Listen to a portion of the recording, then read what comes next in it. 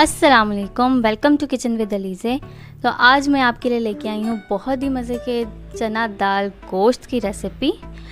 تو یہ بہت مزے کا بننے والا ہے اور اس کو ہم نے بہت نئے طریقے سے بنایا ہے۔ تو چلیے جلدی سے اس کی ریسیپی دیکھ لیتے ہیں۔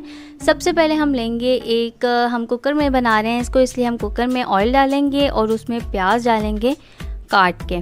اب پیازوں کو ہم نے تھوڑا سا نرم کرنا ہے، یعنی گولڈن سا کر لینا ہے جب تک یہ ہو رہے ہیں۔ یہاں پہ میں نے لے لیا ہے آدھا کلو گوشت، اس میں یہ مکس گوشت ہے، ہڈی والا بھی اور دوسرا بھی۔ اب ہم یہاں پہ کھڑے گرم مسالے لے لیں گے، جس میں تیز پات، بادیان، لونگ، بڑی الائچی اور ہمارے پاس یہاں پہ دار چینی ہے۔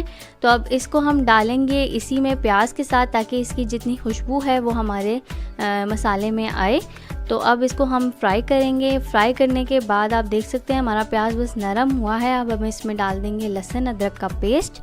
لہسن ادرک کا پیسٹ ڈالنے کے بعد ہم اسے تھوڑی دیر فرائی کریں گے۔ فرائی کرنے کے بعد جو ہے آپ نے اس میں گوشت ڈال دینا ہے۔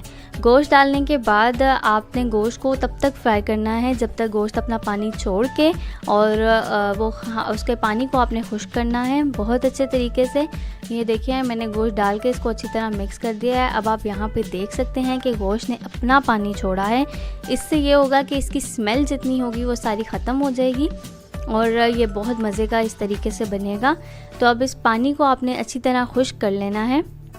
خشک کرنے کے بعد یہاں پہ میں نے 3 ٹماٹر لیے اور اس کی پیوری بنا لی ہے، وہ ڈال دیں گے۔ اور اب ہم اس میں مسالے ایڈ کرتے جائیں گے۔ یہاں پہ میں نے نمک لیا ہے، آپ اپنے ٹیسٹ کے حساب سے لے سکتے ہیں۔ پھر ہم نے یہاں پہ پسی ہوئی لال مرچ، ہلدی، زیرہ اور ہم نے اس میں ڈالا ہے پسا دھنیا۔ ابھی فی الحال ہم اس میں اتنے ہی مسالے ڈالیں گے، باقی مسالے جس کا فلیور بہت اچھا آئے گا وہ ہم آگے جا کے ڈالیں گے، تو اس لیے اس ریسیپی کو پورا دیکھتے رہیے گا۔ تو اب یہاں پہ میں نے لے لی ہے چنے کی دال، اس کو میں نے 2 سے 4 گھنٹے کے لیے بھگو دیا تھا، اور اب اس کا ہم پانی استعمال کریں گے، دال کو ابھی استعمال نہیں کریں گے۔ تو کوکر میں یہ ہمارا مسالے کی بھنائی ہو گئی ہے۔ تو اب یہ دال والا جو پانی تھا جس میں ہم نے دال کو بھگو کے رکھا تھا، وہ والا پانی ہم اس میں استعمال کریں گے۔ اور پانی آپ اپنے حساب سے رکھیں جتنی دیر آپ نے کوکر کو ویٹ لگانا ہے۔ اور اب یہاں پہ آپ دیکھیں میرا گوشت جو ہے وہ گل گیا ہے۔ اب ہم اس میں ڈال دیں گے اپنی دال ہم نے اس میں ہم تھوڑا سا پانی اور ایڈ کریں گے، لیکن ابھی ہم اس میں ڈالتے ہیں اپنے مسالے۔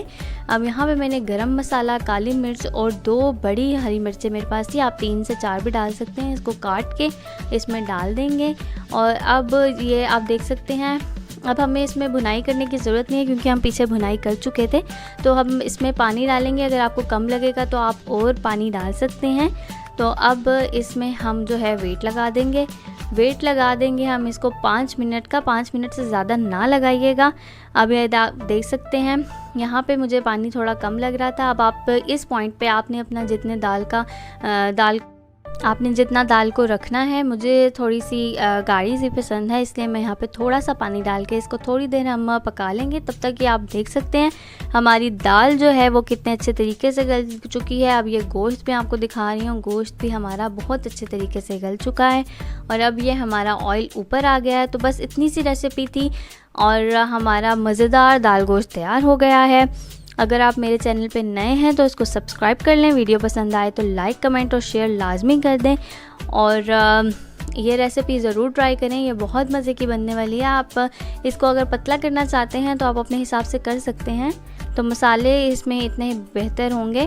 تو اب یہ دیکھیں، بیل آئیکن کو ضرور پریس کر دیں تاکہ میری نئی آنے والی ساری ریسیپیز آپ کے تک پہنچتی رہیں، اور ملتے ہیں تب تک ایک نئی ریسیپی کے ساتھ۔ اللہ حافظ۔